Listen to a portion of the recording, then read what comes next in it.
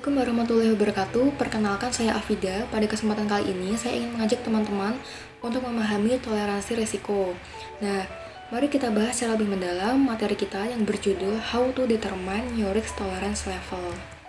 Jadi, terdapat 5 poin penting dalam pembahasan kita, yaitu sebagai berikut. Yang pertama, apa itu toleransi risiko?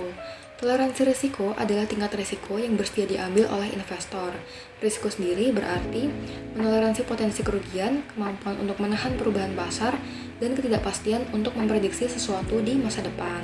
Faktanya, para ilmuwan mengatakan istilah keengganan untuk rugi. Pada dasarnya bahwa ada rasa takut akan kehilangan aset. Toleransi risiko sendiri ditentukan oleh tingkat kenyamanan kita terhadap ketidakpastian. Yang berikutnya yaitu toleransi risiko versus kapasitas risiko. Kapasitas risiko berarti seberapa besar risiko yang diambil saat investasi. Sedangkan toleransi risiko seberapa besar peluang risiko yang diambil saat investasi. Nah, tidak seperti toleransi risiko yang kurang fleksibel karena mungkin tidak berubah sepanjang hidup. Kapasitas risiko ini lebih fleksibel, bisa berubah tergantung dengan tujuan kita dalam berinvestasi. Selanjutnya yaitu tetap pada tujuan kita. Nah, ada 3 poin penting yang bisa kita cermati. Yang pertama, saat menentukan toleransi risiko, penting untuk memahami tujuan berinvestasi, sehingga tidak membuat kesalahan yang merugikan. Yang kedua, yaitu periode waktu. Jadi periode waktu ini bergantung pada untuk apa kita menabung, kapan kita berharap untuk mulai menarik uang, dan berapa lama kita membutuhkan uang itu untuk bertahan. Jadi secara umum, semakin lama rentang waktu kita, semakin banyak risiko yang dapat kita tanggung karena kita memiliki lebih banyak waktu untuk pulih dari kerugian yang buruk. Kemudian yang ketiga, salah satu cara untuk menyempurnakan strategi adalah dengan membagi investasi ke dalam keranjang, yang masing-masingnya itu memiliki tujuan yang terpisah.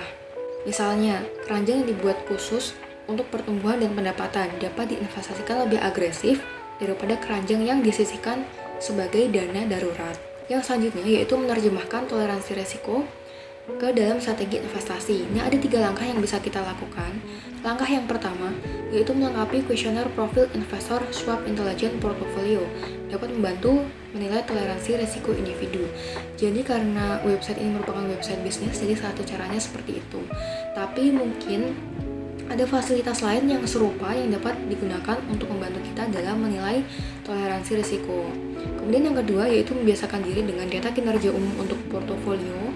Kemudian yang ketiga yaitu investor yang cerdas itu harus bisa mempertimbangkan risiko dan return. Jadi investasi dengan pengembalian yang diharapkan lebih tinggi dan volatilitas yang lebih tinggi seperti saham itu cenderung lebih berisiko daripada portofolio yang lebih konservatif yang terdiri dari investasi yang kurang volatil seperti obligasi dan juga uang tunai. Namun bahkan portofolio yang paling konservatif pun dapat mengalami kerugian jangka pendek karena kondisi pasar yang selalu berubah. Dan inilah sebabnya mengapa penting untuk memiliki portofolio yang terdiversifikasi. Yang berikutnya yaitu performa hipotesis untuk portofolio model konservatif, moderat, dan juga agresif.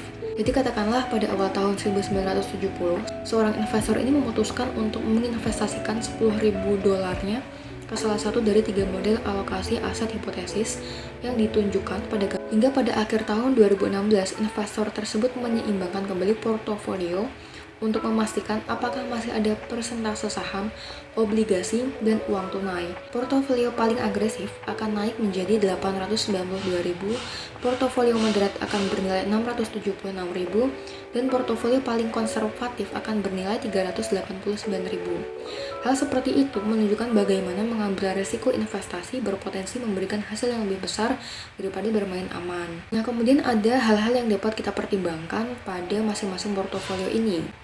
Pada portofolio agresif memiliki return tahunan yang tertinggi, tapi juga 2 kali lebih fluktuatif daripada portofolio konservatif. Itu juga tergelincir lebih dari 44%, dalam hal ini yaitu maksimum loss, dalam penurunan terbesarnya selama periode tersebut.